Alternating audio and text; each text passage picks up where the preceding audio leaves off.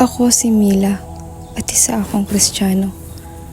Kaming mga Kristiyano ay isang malaking grupo ng tao na naniniwala sa nag-iisa at walang kamatayang Hesukristo. Siya ang aming sinasamba at pinagkakatiwalaan ng aming buong buhay. Isa siya sa mga malaking tulong sa buhay ko at dahilan ng aking pag-asenso. Pero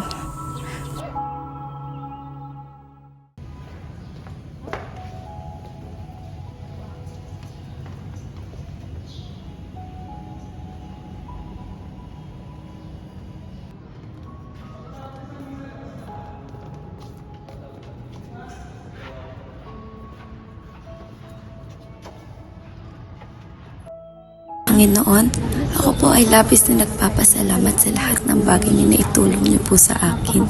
Napakabuti mo, naway matulungan niyo po ang aking nanay na gumaling sa kanyang sakit. At susubok sana ako magtayo ng negosyo, naway gabayan niyo po ito at pagyabungin.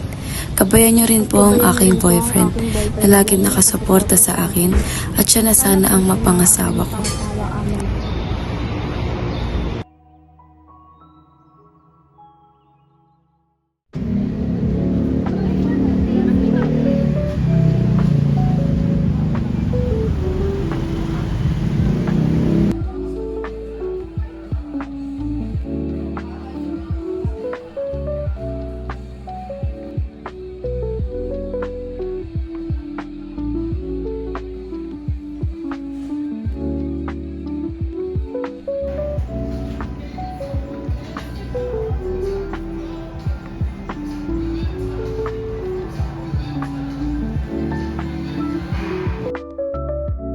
Pwede bang tayo na lang dalawa?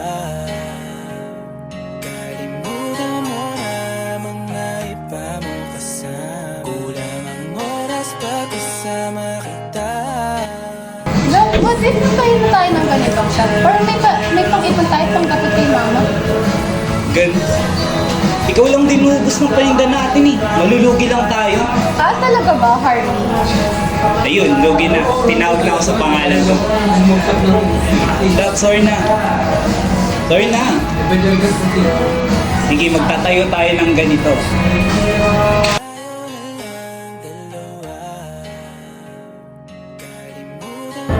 Ang cute naman. Soon tayo na yan. Ha? Para kang baliw. Siguro ito na yung tamang panahon nila. Ano ba sinasabi mo dyan?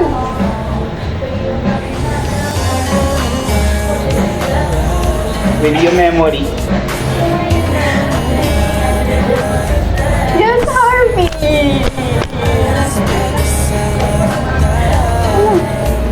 Saan ba? Saan tayo? Kung kani-kanino ka nakikita.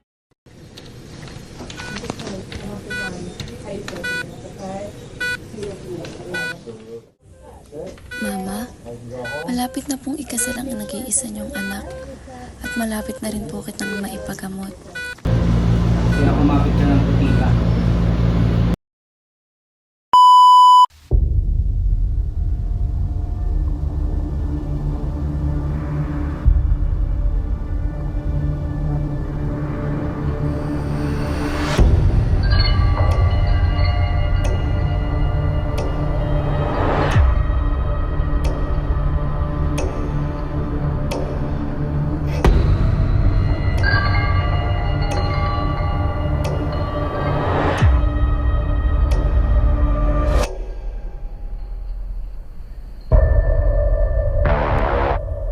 Hayop ka! Akala ko maano ko! Pucha naman, oo! Okay lang, malapit na tayo ikasal, tsaka mo ko lulukuhin.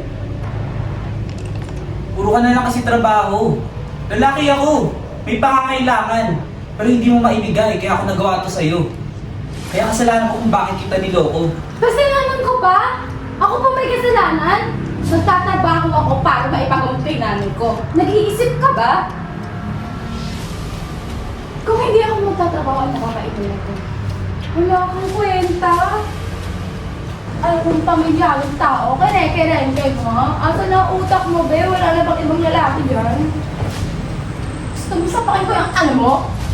Sabihin mo, gawa. Gawa. Tama na nga! Huwag ka dito mag-skandalo! Nakakahiya! Eh, di magsama kayong dalawa, mga pangit.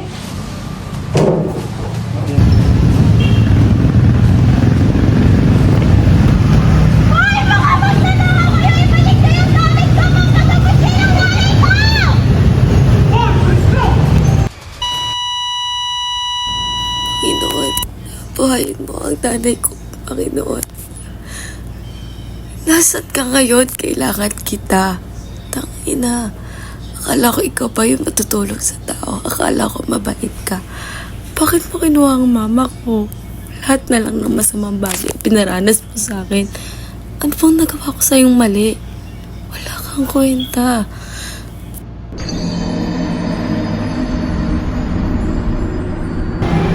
Uy ha, buti pinayag ako sumama sa gala natin. May level up. Baliw, hindi ako nagpaalam. Tumakas lang ako.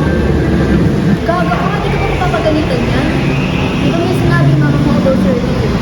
Ay, yung tungkol sa boss. Nasa isip lang ni mama yan. Ang lakas kasi ng paniniwala niya sa Islam. Ano rin namin, bilang Muslim, ang kukumpleto sa pamumuhay niya.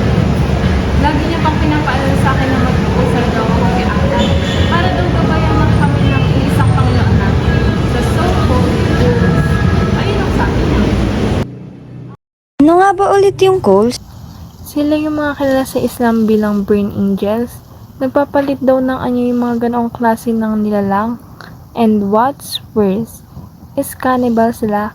Meaning, kumakain sila ng tao. OMG ka girl, katakot naman pala yung mga nilalang sa religion nyo. Pero totoo ba yun? Ay naku, mag-iingat ka. Ano ka ba? Gawa-gawa lang naman yun. Hindi yun. Mag-ingat ka sa mama mo. Be, 5 PM na be. Mababambo ka talaga ni tita. Oo nga wala, hindi ko na umuwi. Kasi baka mamaya, hindi na doon si makita ko. Ba yung gawin ko yung sa labas ng bahay namin umuwan sa amin?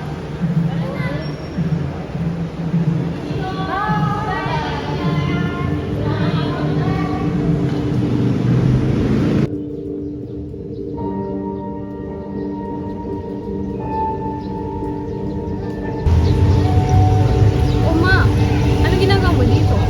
Bumili lang kami kanina ni Sheila at ni Jenny ng pagkain eh. Tara, bumili na tayo. Tara.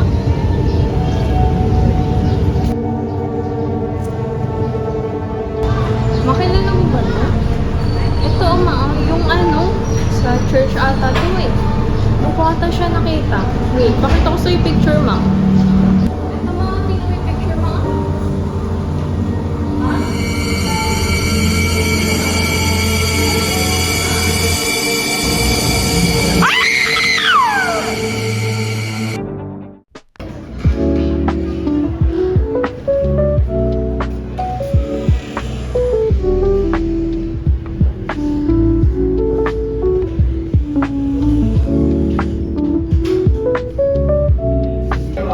We have a new transfer for this class. Please introduce yourself. Okay, you can see sir.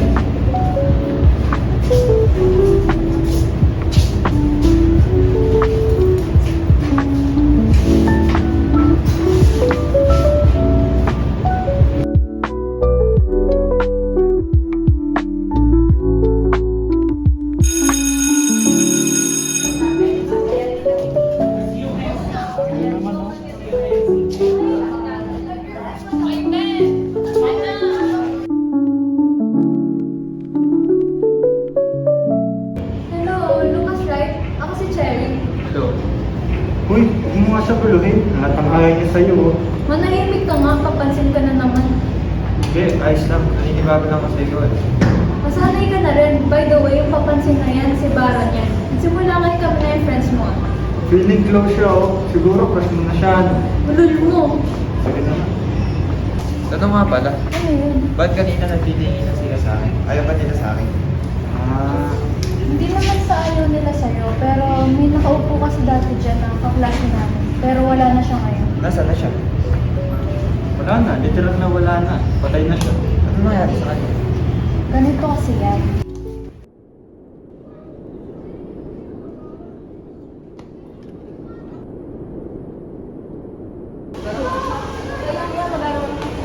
Subukan mo magtanong sa mga teacher. Ilalabas ko yung kalandian mo, Ben.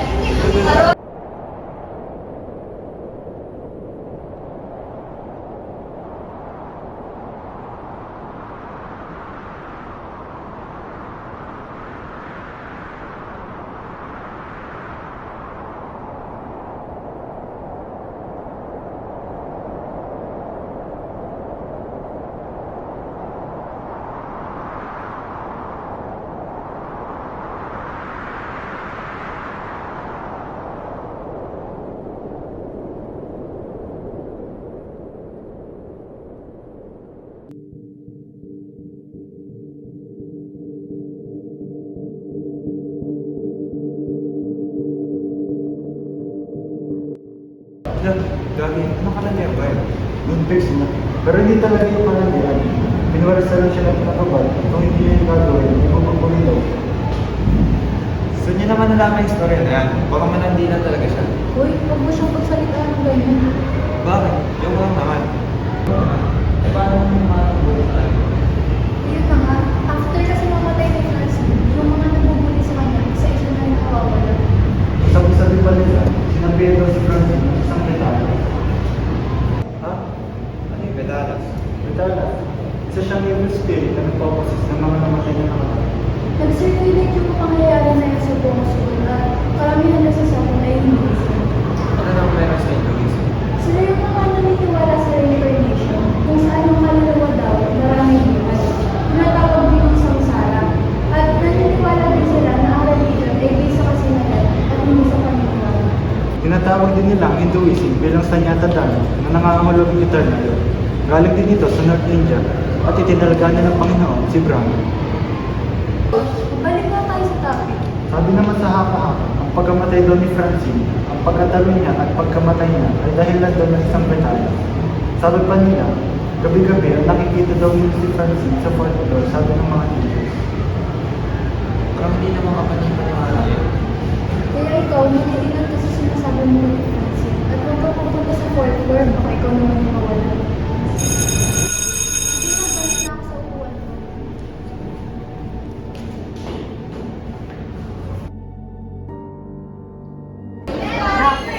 Pwede makisuyo? Pwede pumunta ako sa partner sa pangalawang room. Bakuha ng laptop mo.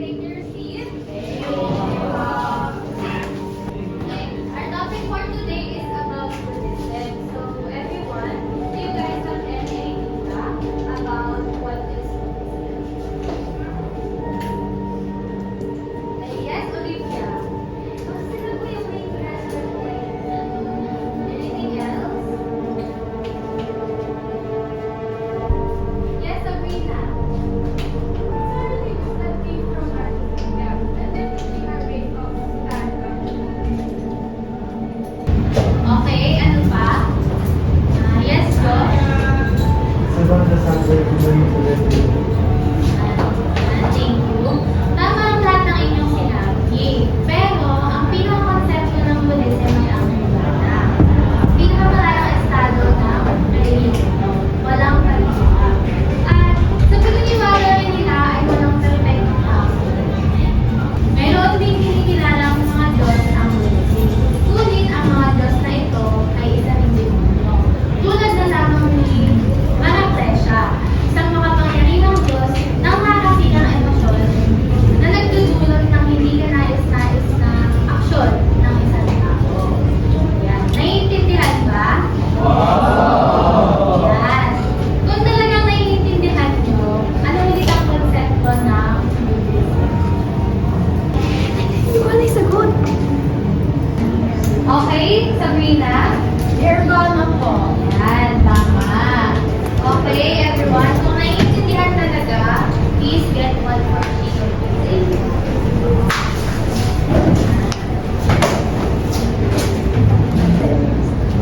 Uy,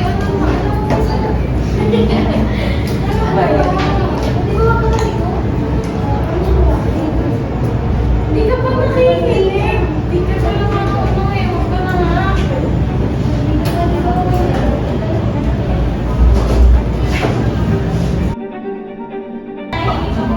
Gawa, crush mo pala si Tessa. Guys, crush na lang kita!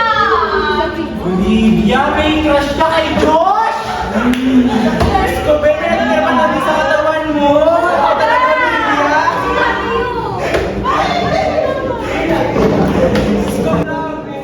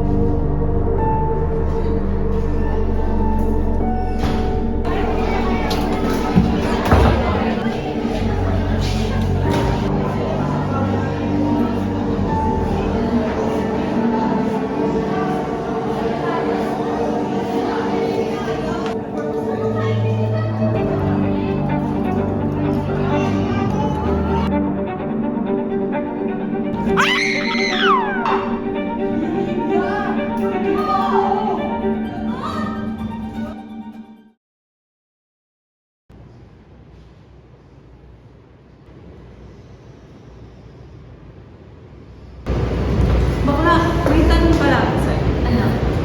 Bakit ganun sa pamilya niyo? Laging may rules and breakfast na sinusunod. Tapos parang hindi ka pa pwede magtanong doon. Ganoon talaga sa mga institutionalized religion. Yung mga beliefs and rituals namin ay mahigpit na hierarchy at doctrine na kasi sinusunod. Meaning lahat ng mga turo, aral o paniniwala na sinusunod namin ay naka-arrange na nakabase rin ito may pinakamataas ang katungkulan sa religion namin. Example nito ay pari or yung mga cardinal and obispo. Hindi ko mag-gets. Para kayong nakakulong sa mga sarili niyong rules. Tapos sabi mo pa kailangan gumawa ng dasal, tas rituals. Sabi kasi sa akin ng lola ko, lahat ng miyembro, kinakailangan talagang sundin lahat ng rules at practices dito. Para raw sila sa kaligtasan namin at sabi pa ni lola, ang balagbag ng sistema na ito ay may kakaibat na sumpa. Ano ka ba, babe? Hindi ka naman basta pwedeng magtayo ng isang religion na may ganong tuloy-tuloy. Tapos, may sumpa ka na kapag hindi mo nasunod. Eh, may kabakla. Baka naman stories lang yan, resourcehin. Guys, ewan ko na. Minsan napapagod na nga rin ako kakasunod sa lahat ng rituals dito. Ang dami nilang paandar, hahaha. Pero di ka ba na-curious kung ano talagang mangyayari pag hindi ka sumunod? Malay mo, wala naman talagang mangyayari pag hindi ka sumunod. Tinatakot ka. Alam mo, serious nga rin ako eh. What if? Try ko kayang lumaban. Pero go lang doon. Sige, try natin. Tara, ibak. Wala naman pala mangyayari sa'yo eh. Uy, wala ako. Sige, bye.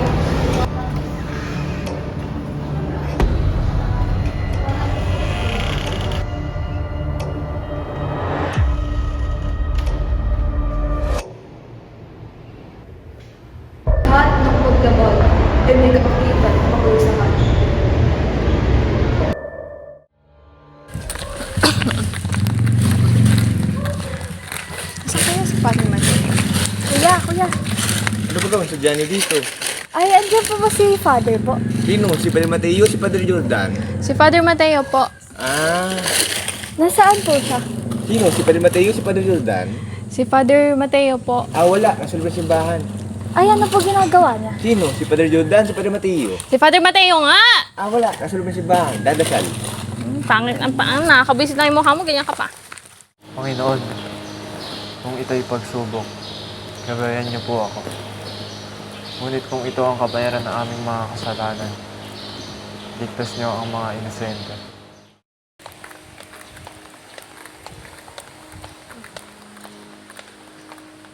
Father, excuse me po. Father, pasensya na po. Para po sa report po namin sa school. Tukol po ito sa nature of religion po. Pwede po ba kami magtanong? May video rin po sana para sa interview. Sana okay lang po. Oo, ngunit alalahanin niyo, hindi lahat ng liwanag ay galing sa langit. May liwanag rin na ginagamit lamang sa panliwanag. Father, ba't parang may tinatago po kayo? Mga panalangin dapat hindi tinidinig at may mga paniniwala naging kasangkapan ng kapangyarihan. Hello po.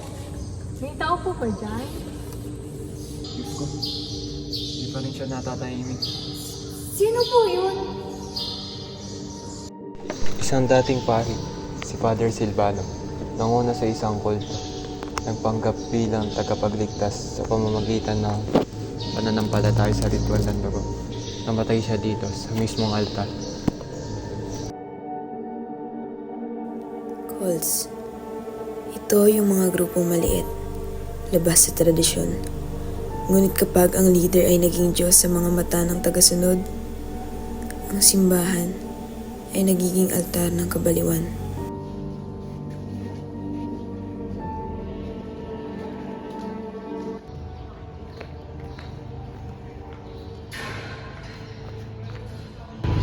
Salamat sa pagbisita dito. Wala kaming labis na seremonya. Kami din namin na call. Mas malaya, mas bukas. Iba-iba ang pinanggalingan namin. Pero ito sa amin. So, hindi po kayo simba? Hindi kami bahagi ng estado gaya ng simbahang Katoliko. Hindi rin kami lihim. We welcome all. We praise through music and unity. May nabalitaan po kami na sumabog po na dating issue dito. May maling akala noon. May dating grupo na gustong baguhin yung pag-aral. Tinawag ang sarili nilang purong liwanag. Pero sila'y sumobra. Naniwala silang kailangan ng sakripisyo para sa kaligtasan. Umalis na sila. Bakit po may mga pangalan sa kasabi? Sila ang mga nawala na sana hindi na bumalik. Denominations. Mga organisasyong may sariling estruktura. Bunga ng paghahanap ng bagong anyo ng pananampalataya. Ngunit minsan, nag-iiwan ng multo ng nakaraan. Father ba? Ba't kaya nandito si Father sa gubat?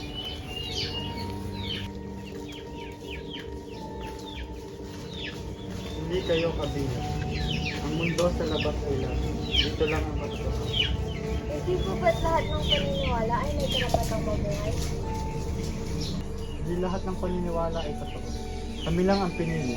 At kung sino mang magtanong ay dadaan sa pagsubok ng kadalisanan. Anong pagsubok po niya?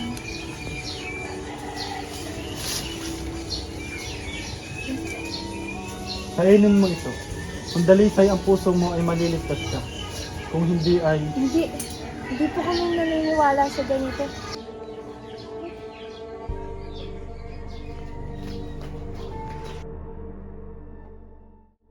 Sects. Mga grupong humiwalay. Tumangging tanggapin ang pluralismo at sa matinding paniniwala, nalulunod ang rason. Dito yung simbahan ng kanina? Posible. Dito tayo galing kanina.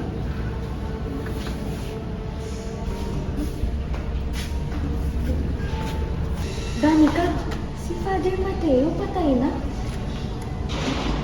iniitripan siya patay. Eh, sino kausap natin?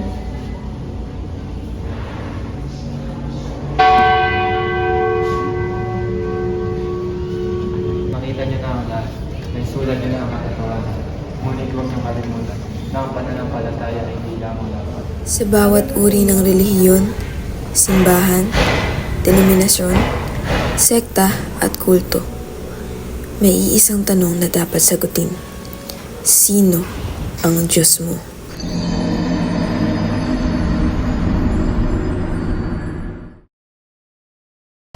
Gusto mo, sapakin ko yung peg. Meron na wala. Patay na siya. Wala man. Kaya ko ba yun?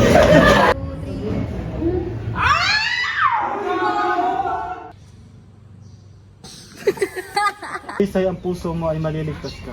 Kung hindi, Hindi po kami naniniwala sa ganyan. di wag.